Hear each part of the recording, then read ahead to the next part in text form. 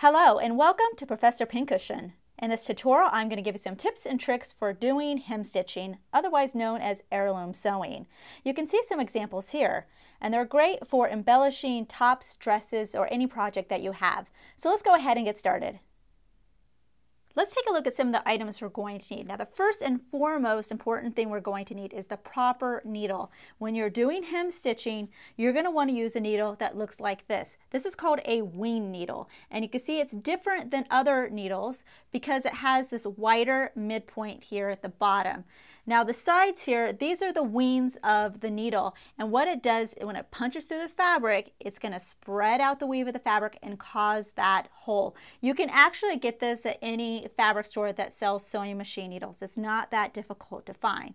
Next, let's talk about thread. You don't want to use regular all-purpose thread or thicker thread because since you're going through the holes more than once, that thread is going to fill up that area, and the main goal of the hem stitching is seeing the holes. So you want to use a lightweight thread.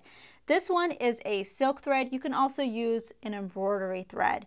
So you just need to make sure it's something that's lightweight. Also, you want to make sure that the thread is going to match your fabric as much as possible. Again, because the focus is not seeing the thread, it's seeing the holes. So if you're using a contrasting thread or a thread that doesn't match, then it's really going to detract from your stitching.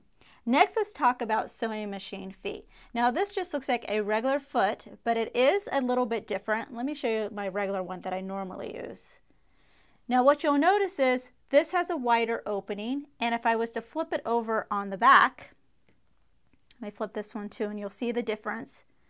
This is completely flat on the back, while this has a little groove. So this is the type of foot you would use when you're doing embroidery stitching, because if you're sewing the stitches, they're going to fit nicely in this groove and they're not going to get smashed down. Also, another foot that you could use that would work just as well is if you have a clear foot. Next, let's talk about fabric. So it's best to use a fabric that has a low thread count, so it's more of a loose weave. It's also best to use fabric that is natural thread. So we're talking 100% cotton or 100% linen. These fabrics work the best. You really want to kind of stay away from the synthetic fabrics. Doesn't mean you can't try and experiment, but these are the fabrics that normally work best. So if I'm looking at this fabric, which is 100% linen, you can see what the needle does. I have my special needle right here.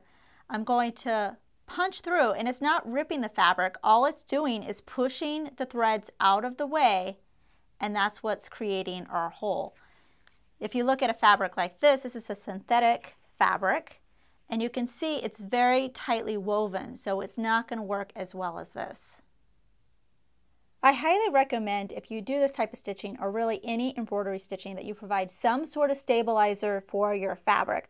Otherwise, the fabric isn't going to lie flat and you may have a little bit of puckering or wrinkling. So that's why it's important to use some stabilizer. So here's just my scrap fabric that I'm going to be doing my stitching on. Now you can purchase something like this. Now what this is a water-soluble stabilizer, and you can just get this at the fabric store. It has a paper backing. You peel it off.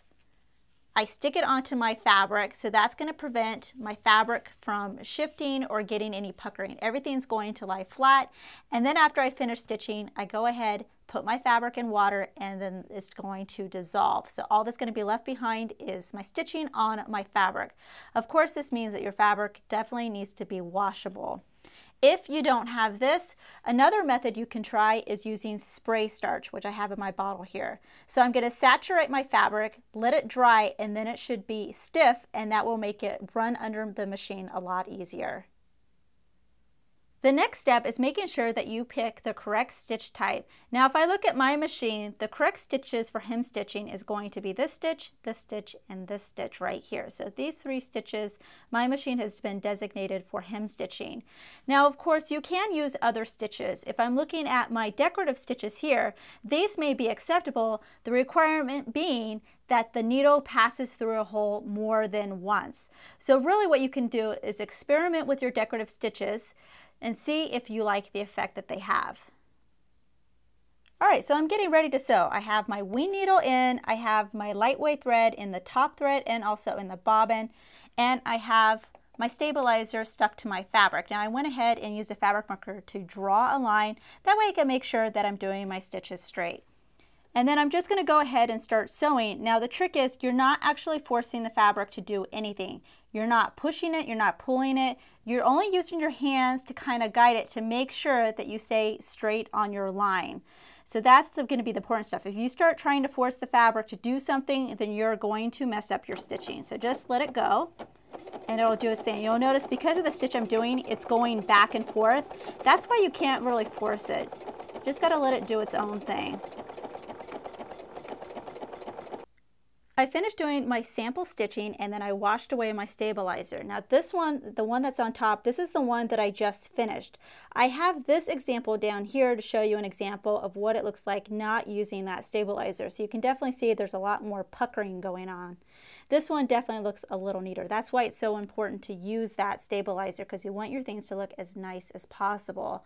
Now this is just a small example of what you can do with heirloom stitching, but you can see it's very simple and yet very elegant. Make sure to check out our other videos and visit ProfessorPincushion.com to view our complete library with well over 150 sewing video tutorials. New tutorials are released regularly, so make sure to subscribe to be notified of the next release. Thanks for watching!